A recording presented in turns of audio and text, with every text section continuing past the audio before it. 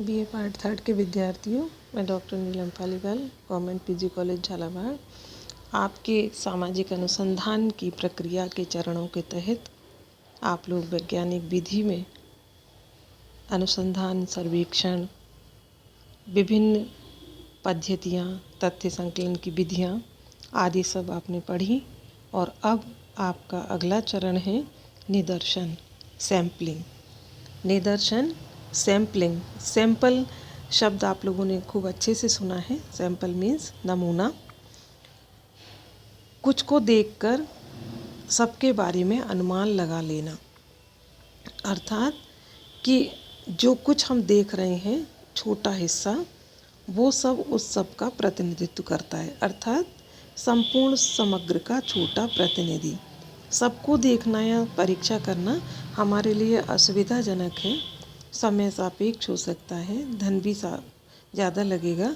इसलिए हम कुछ को देखकर सबके बारे में अनुमान लगाते हैं और वो लगभग ठीक होता है।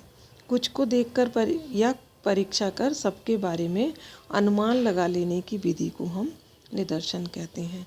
सैंपल, आप लोगों ने बचपन से सैंपल शब्द का, नमूना शब्द का प्रयोग देखा है कि कोई भी सेल्स गर्ल या सेल्स बॉय किसी दुकान पे अपना सामान, अपनी क्वालिटी, अपने ब्रांड बेचने आते हैं तो वो एक पैकेट में या बैग में कुछ सामान उसका साथ में लेके आते हैं और वो उन्हें दिखाते हैं।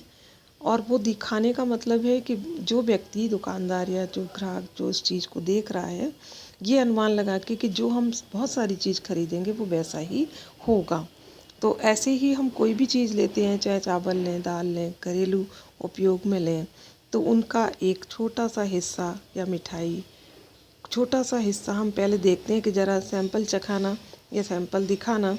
तो इस तरीके से उस नमूने से हम ये अनुमान लगाते हैं कि वो जो हम चीज़ खरीद रहे हैं या हम ले रहे हैं वो सब उस जैसी होगी। इसलिए हम इसको कहते हैं संपूर्ण समग्र का छोटा प्रतिनिधि। समझ में आ रहा है? निदर्शन का मतलब क्या है कि जो हमारे पास समग्र है, बहुत बड़ा है, समग्र बहुत बड़ा है और सभी से हमें बातचीत करना है या सभी से अध्ययन करना है या सभी से संपर्क स्थापित करना हमारे लिए कठिन कार्य है। तो हम उन सब में से कुछ को लेकर और वो अनुमान लगाते हैं कि जो सारा समग्र है वो उन जैसा ही होगा। मान लीजिए हम महाविद्यालय से हम प्रत्येक छात्र से अलग अलग बात करें, तो क्यों ना हम एक ही सब्जेक्ट के कुछ बच्चों का चुनाव करें और हम उसे कहें कि ये उन जैसा ही वही बात बार बार बताएंगे। तो इस निदर्शन या प्रतिचयन यानी उन सब के बारे में से कुछ को चुनने की प्रक्रिया को हम निदर्शन या प्रतिचयन कहते हैं। समझ में आ रहा है आपको? ये सामाजिक अनुसंधान एवं सर्वेक्षण की आधारशिला है, क्योंकि हम समूह से संपर्क स्थापित करके तथ्यों का संकलन करेंगे अथवा उनमें से कुछ सदस्यों को प्रतिनिधि के रूप में चुनकर अध्ययन करेंगे। ये हम पहले निर्धारित करेंगे। आपने नाम सुना है जनगणना विधि, सीनस मेथड। जनगणना प्रति 10 वर्ष बाद भारत की जनसंख्या की जनगणना होती है। तो आपने देखा है कि नाम सुना है, बहुत लंबा समय लग जाता है जनगणना में।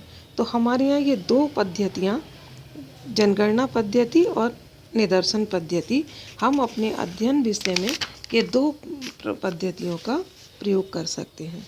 तो जनगणना में क्या होता है, सीनस मेथड में क्या होता है कि अनुसंधान समग्र का या संपूर्ण क्षेत्र का या जितने भी सारे व्यक्ति हैं, जैसे हमने महाविद्यालय की जितने छात्र हैं सभी छात्रों से संपर्क स्थापित करके तथ्यों की जानकारी ली, तो हम इसको संगणना या जनगणना या सीनस मेथड कहेंगे। समझ में आ रहा है?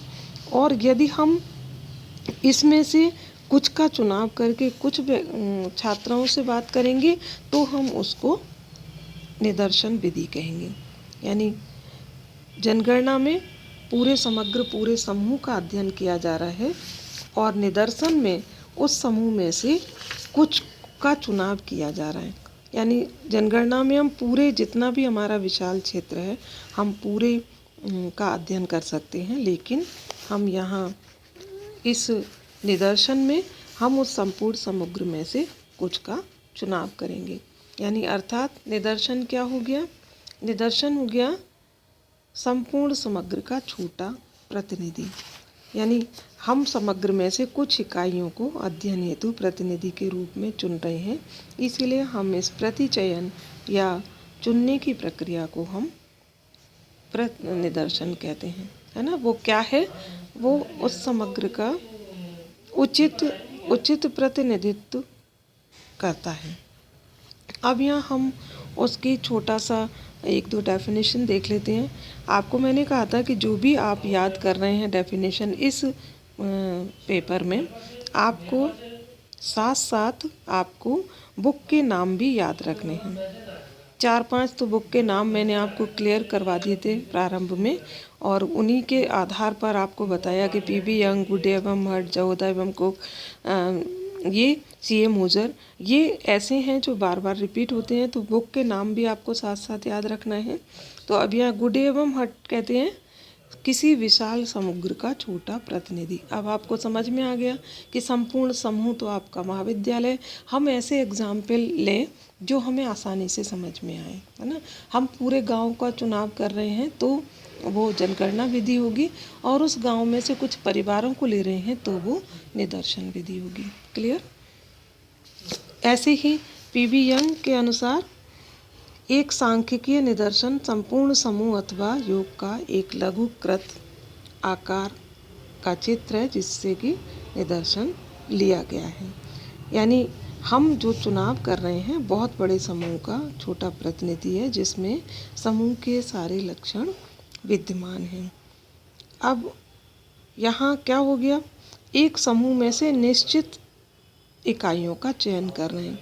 बच्चों, ये इकाइयाँ, ये जो हम चुनाव कर रहे हैं, ये चुनाव हम अपने मनमाने ढंग से नहीं करते हैं। ये जो हम चुनाव कर रहे हैं वो सब हम कैसे कर रहे हैं? किसी एक निश्चित प्रक्रिया के द्वारा कर रहे हैं, है ना। निश्चित प्रक्रिया के मतलब हम किसी आधार पर, वो हमें बताना पड़ता है कि हमने ये जो चुनाव किया है वो किस आधार पर किया है और किस तरीके से हमने इन सूचनादाताओं को चुना है। इसलिए इस निदर्शन विधि को हम प्रमाणित कहते हैं। आपने बता दिया कि निदर्शन प्रविधि का प्रयोग वैज्ञानिक अनुसंधान के साथ साथ हमारे रोज के व्यावहारिक जीवन में भी होता है।